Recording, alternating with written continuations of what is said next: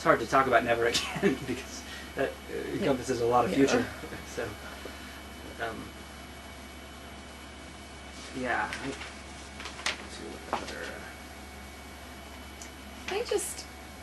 I think verse 6 is strange. Which chapter? 34. Well, 5. So there died Moshe, servant of the Govi, in the land of Moab, and they order. And no one knows his burial place to this day. Which day? I thought this was written 3,200 years ago. To this day. Well, that sounds like it was written hundreds of years later. Exactly. Sorry. It says he buried him in so the valley in the 34 land of verse Moab. 2, which one? God 5 and buried him. 6. It's saying God buried him. Hashem. But that's just so interesting to me. Why does he need to be buried? What is he hiding? What is God hiding? Why does we bury what we want to hide? Right. We suppress the They don't things want that we don't Moses want to worship. deal They don't with. want Moses worship. They don't want people making a pilgrimage to Moses. Okay. grave. Okay. That's- Yeah, maybe that is that's it. Yeah. That's why. I mean, Yeah, that's like the traditional Jewish But- interpretation. Okay. but they're. I mean, the Hasids are. They have memorials and monuments to their various rabbis. Right, so imagine what they'd do if there was a Moses' grave. Like, people would just be traipsing there, would be Mosesites instead of Jews. You'd Right. be doing Torah study at Moses' grave. Right. That'd be badass. But yeah. Well, so Baruch HaGever gets a memorial, but not Moshe Rabbeinu. Right, because who's Baruch? Baruch Baruch Goldstein, the guy Goldstein, who right. shot up. Because, I mean, a majority of Jews are not going to bow down and worship Baruch Goldstein. He's not really a threat. He's just like he's a fringe. He's got a fringe appeal. So far. Do you consider Baruch Goldstein a hero? I don't want to get into that. Sorry, I'm just curious. Yeah, everyone. Look, on Baruch Goldstein, everyone's entitled to their own opinion. There's no. Like, some people think he did right by shooting out Yeah. 32 Arabs in a mosque, and some Oh, people think he did God. wrong. They're just Taku. When the Mashiach gets here, he'll tell us. He'll explain whether that was right or wrong. Like, it's like there are different perspectives.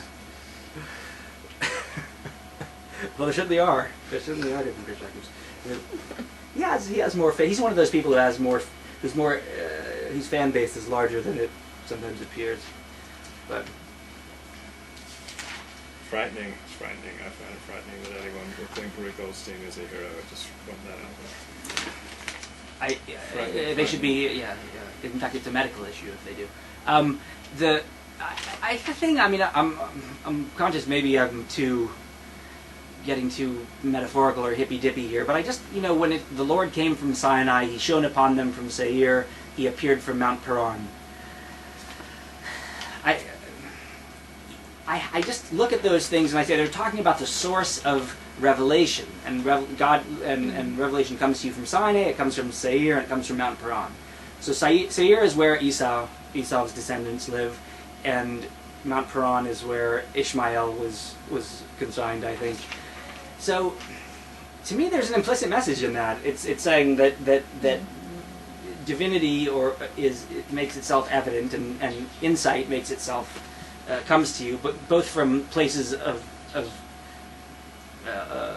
clear revelation like Sinai, but it also comes from dealing with the Romans and who are the descendants of Esau, with strength, with power, dealing with that, and with the descendants of Ishmael, who was crazy like an ass, they said, and crazy and dangerous, so that you can find the truth in all these places. And to me, that's insightful, actually, because it validates an opinion I already have. So, I mean, do you guys see what I'm talking about there, or no? Sure. Yeah. I like it.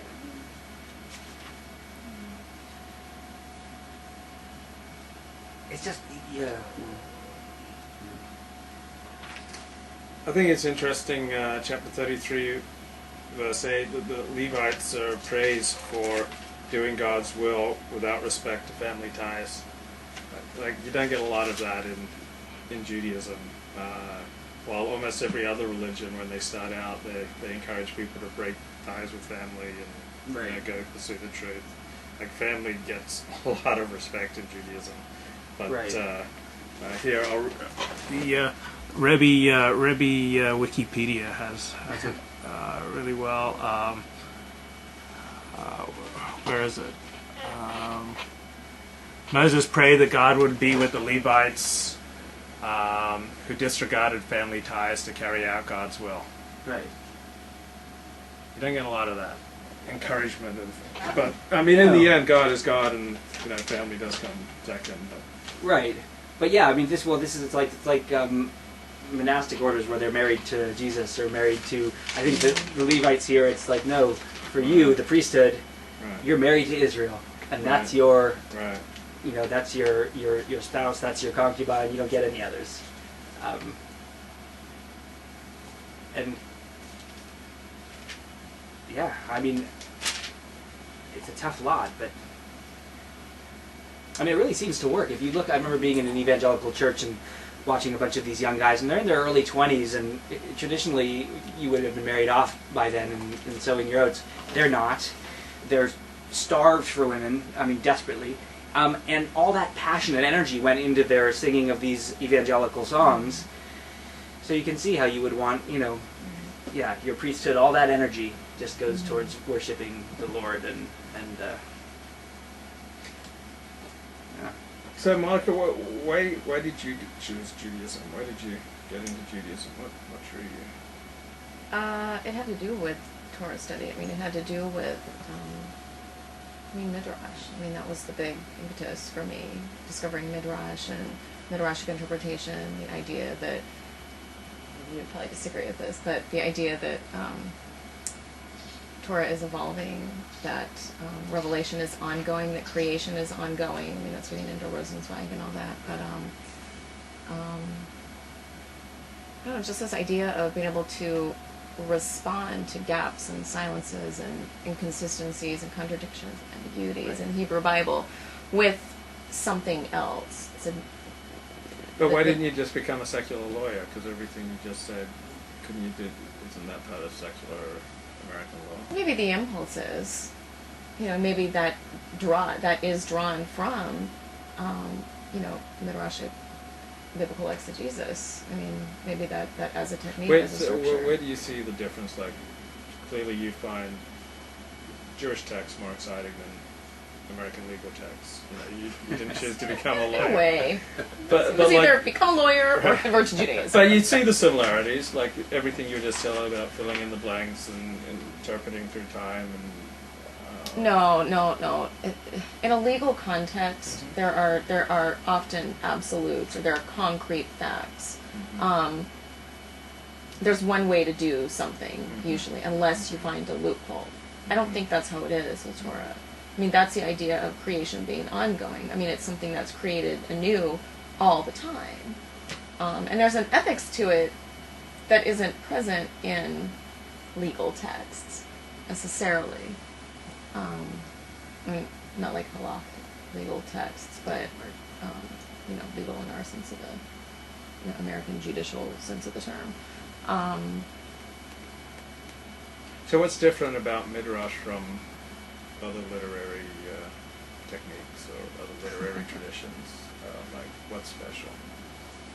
Midrash is different because, as other people have said, it's neither literature nor commentary, right? It's something in the middle of them because it's responding to that gap in a primary text, but it extends that primary text. It doesn't create something else to stand in for it. It literally responds and extends the Hebrew Bible, right? Other kinds of criticism or, exegesis don't necessarily do that. I think that's what's interesting about it. Because you must have you've got a PhD in literature, so you must have done a ton of literary theory. So clearly this one, out of all the other ways of looking at literature, excites you. Yeah, it does. I mean, I think that it can be applied. I mean, if we want to say this Midrashic idea, not Midrash, classical Midrash, but the Midrashic idea, it is applicable to other kinds of texts. I mean, other kinds of literature, as a way of like responding and extending. But I guess what's interesting about it is what happens when you apply it to, I don't even want to say theology, but the spiritual, the personal, to Torah. What happens to it? I mean, how much greater does Torah become when you think of it in this way? And it's antithetical to the Christian one way. There's one way. Jesus is the only way. There's one way.